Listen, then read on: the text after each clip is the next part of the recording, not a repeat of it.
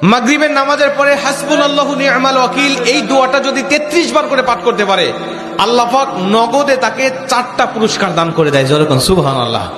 এবং এই পুরস্কারগুলো আপনি নিজের চোখে দেখতে পারবেন যে হাসবুনাল্লাহু নি'মাল ওয়াকিল এই দোয়াটা পাঠ করার কারণে আল্লাহ পাক আপনাকে কি কি বেনিফিট দান করেছে।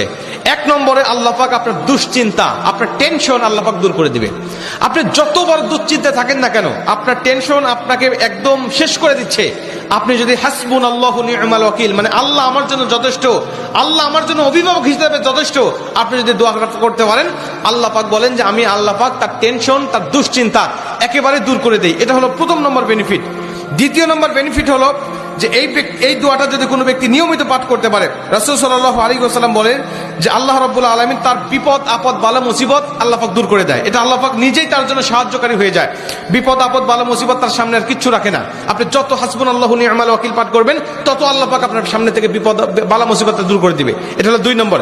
3 নম্বরে নবীজি সাল্লাল্লাহু আলাইহি ওয়াসাল্লাম বলেন যে ব্যক্তি হাসবুনাল্লাহু নি'মাল ওয়াকিল বেশি বেশি পাঠ করবে, আল্লাহ রাব্বুল আলামিন সে যদি কারোর দ্বারা জুলুম শিকার হয়ে থাকে, সে মাজলুম, তার উপরে কেউ জুলুম করেছে, তার উপরে কেউ কষ্ট দিয়েছে, তাকে এই কষ্টটা সে পেয়ে আল্লাহ পাকের কাছে হাসবুনাল্লাহু নি'মাল ওয়াকিল পাঠ করেছে, আল্লাহ পাক বলেন নিজেই আমি ওই মাজলুমের পক্ষে হয়ে যাই, জালেমের বিপক্ষে আমি আল্লাহ নিজের অবস্থানটা দাঁড় করা দেই। যেরকম সুবহানাল্লাহ।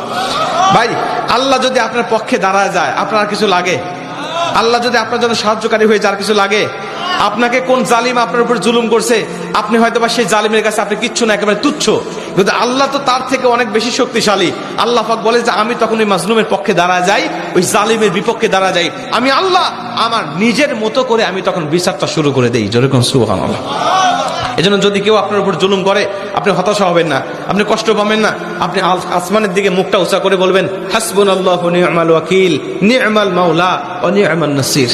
আপনি এই দোয়াটুকু শুধু পাঠ করবেন, দেখবেন যে আল্লাহ পাক আপনার সব হতাশা, সব দুশ্চিন্তা, সব টেনশন আল্লাহ পাক মুহূর্তের মধ্যেই আল্লাহ পাক আপনার দূর করে দিয়েছে। যেরকম সুবহানাল্লাহ। এবং 4 নম্বরে রাসূল সাল্লাল্লাহু আলাইহি ওয়াসাল্লাম বলছেন যে তাকে আল্লাহ পাক দুনিয়া এবং আখিরাতের কল্যাণগুলো আল্লাহ পাক তাকে দান করে দেয়। দুনিয়াতে যত কল্যাণ, যত খারাপই আছে এগুলো দূর করে দেয়, কল্যাণগুলো আল্লাহ পাক দান করে দেয়। আবার আখিরাতের যত কল্যাণ লাগবে আপনার সব কল্যাণগুলো আল্লাহ পাক আপনাকে দান করে দিবে।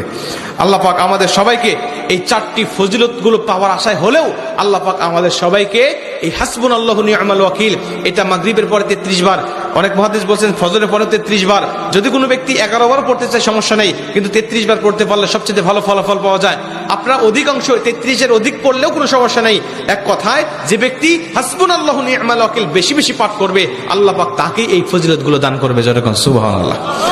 যতগুলো আমলের কথা বলা হয়েছে, আল্লাহ পাক আমাকে সহ সবাইকে আমল করার তৌফিক দান করুক। জোরে বলেন আমিন।